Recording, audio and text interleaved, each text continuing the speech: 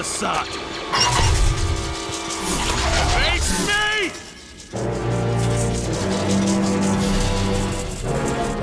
Wait, Zeb! Ah, back again. It's like the smell of a crisp winter morning being able to cover another beloved show like this. And of all the episodes you would think to be the most relevant, I never would have pegged this one. Especially as we're just getting started here, so it leaves me feeling rather deceived. Oh, he's got a point. I almost thought that this week would be a quick fix for all of you as I'm a wee pressed for time, but as it turns out, there's a lot of subtextual elements and mentions here that help set up future events and establish characters, as well as some extremely dynamic action sequences, and lest we forget the confrontation between Zeb and Kallus that was also set up in the previous 2 episodes. Cool. We begin with our crew concerned over the lack of resources and funding they have, or in this case, don't have, See what you did there? and try to come up with a few ideas on how to resolve the matter. This is where the plot point for the episode comes about, with Kanan mentioning that Vizago had a job for them to bring him some weapons. Everyone feeling rather hesitant about this idea agreed to go along with it, knowing there's little else that they can do for themselves right now, and they return to Lothal to track down Minister Tua, who is meeting with her supplier on a flight to Gorel for the weapons Vizago wants.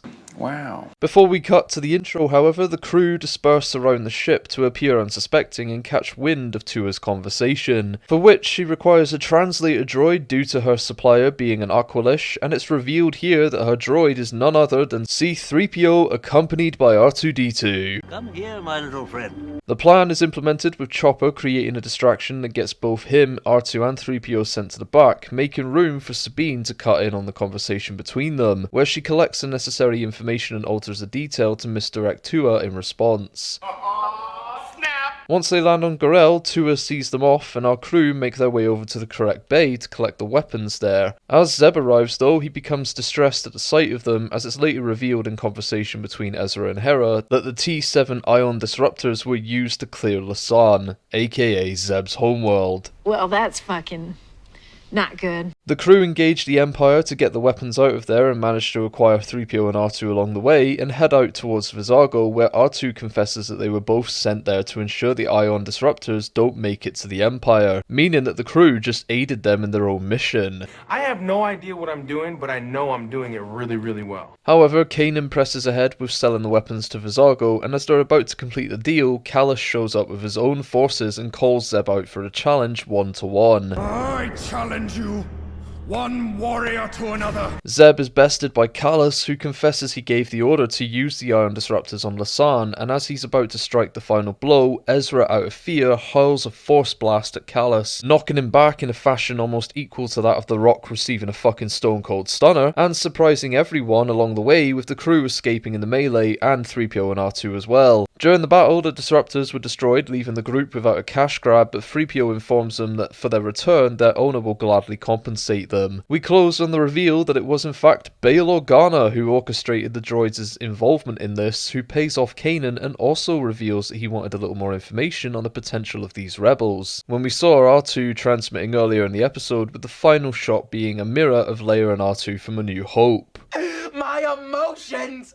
My emotions! Now, as seemingly filler episodes go, this one does ride that line, but actually offers a lot for the future and answers a few things from the past with some necessary contextual elements involved. Now, it's hard to really review much of this episode without digging into spoilers, so here's a heads up for anyone who's not seen Rebels before or is just starting out with this series, but I'm going to dig into some missable details that are important for future events. Sounds fair. The first one for me is the mention of Governor Pryce, an Imperial loyalist who becomes Grand Admiral Thrawn's right hand in seasons 3 and 4. She usurps former Governor Ryder Azadi, who will be introduced in season 2 in an effort to align Lothal with the Empire. She's a rather sadistic woman that oversees Lothal's destruction and alongside Thrawn strips the planet's resources to fuel his TIE Interceptor program. It's interesting to begin this thread here, but it shows the lengths that the writers went to make this a carefully crafted piece of storytelling, so good work on the spinning plate plates. Then, something I never realised too was Bail setting up Ahsoka's involvement at the end of the season. He sent out R2 and 3PO to intercept the disruptors, but R2 took it upon himself to spy on the rebels, feeling that they could become viable candidates to aid in the rebellion. I salute you, sir. It's not long after this that Hera begins contacting an informant known as Fulcrum, which by the end of the season is revealed to be Ahsoka and later Agent Kallus. It's honestly thanks to this moment though that our group become part of something bigger to the galaxy, and we get to see Ahsoka reunite and return to our screens. The next little nugget is Kallus. I said last week that this dashing gentleman will undergo quite the shift, and it starts from here, with him relishing in the fact that he committed mass genocide to understanding the faults of the Empire and what he ultimately did wrong. He's presented as nothing more than a soulless puppet right now, answering to the Empire's every demand, and I said that this is done to help structure the show and create a clear distinction for the younger viewers as to who the good and bad are. But as the Clone Wars did before, you'll see things start to mature over the seasons, with our characters becoming more complex and nuanced. Kallus's interaction here spills over into several other episodes between season 1 and 2, but his interactions with Zeb specifically become very distant from here until season 2 episode 17, where we have an incredible team up between the pairing to escape a threatening situation where Kallus reveals the guilt that he feels over what he did, believing that he caused a mass extinction, something that he realizes never became the case by the end of the show. And then I just want to cover the little things real quick that will be drawn up later on. Firstly, with Sabine's time in the Imperial Academy, a factor they will use later to extract Wedge Antilles from the Academy, using information from Kallus informing as Fulcrum admittedly, and this will also become a point of contention following her return to Mandalore in season 4. Then our young lad Ezra. His strength with the Force is a factor that will play out over the first half of the season, with Kanan steadily becoming concerned over Ezra's future and his own abilities to be able to support his development. And in that, of course, is a discussion over Ezra's lack of control that he possesses over his innate abilities, which did prove to save Zeb here against Kallus and will later save Kanan against the Grand Inquisitor, but at the cost of his innocence, as he embraces the dark side for a brief spell to support himself in those moments, which encourages him later to tap into it again by season 3 following the events of Malachor. Rather humorously though, Ezra's protection of Zeb in this one becomes the focus of next week's episode, in one of my favourite installments from the entire series. Now that that's all out the way, allow me to offer my thoughts for this escapade in general. Long-term subtextual beats aside, this was a highly enjoyable episode that reunites audiences with long-time additions to the franchise for a few minutes, with a lot of long-term payoffs to come from it, and surprisingly they translated really well into this animation style, a point of which doesn't hold up for everybody introduced or returning for this show.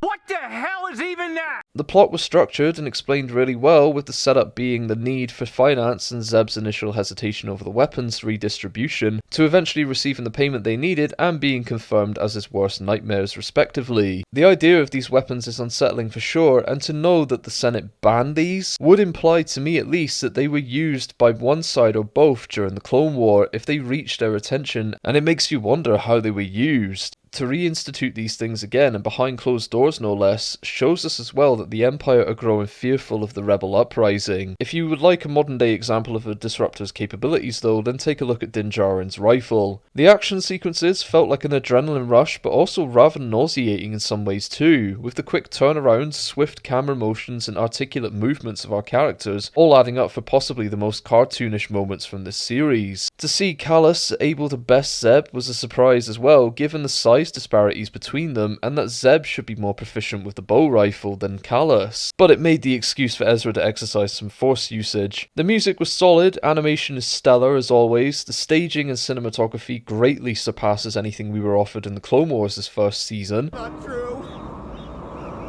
That's impossible. And the atmosphere was lively without feeling too devoid of consequence. And oddly, something I never considered was how familial this already feels, and how authentic it comes across as you catch wind of conversations part of the way through, and how quippy everyone already is with each other. It just adds to the vibrancy of the series, and I'm not just talking about the fucking colours everywhere. Overall, it may not look like much, but this episode is crammed full of information you will later need, and in some cases you'll need to read between the lines for some of it, but to fully appreciate everything that the show has to offer, I would seriously recommend you go out your way to check this one out. That's going to do it for me though. Thank you so much for stopping by. If you like this, hit the thumbs up and be sure to subscribe for more episodes like this week to week, and until next time everyone, take care and may the Force be with you.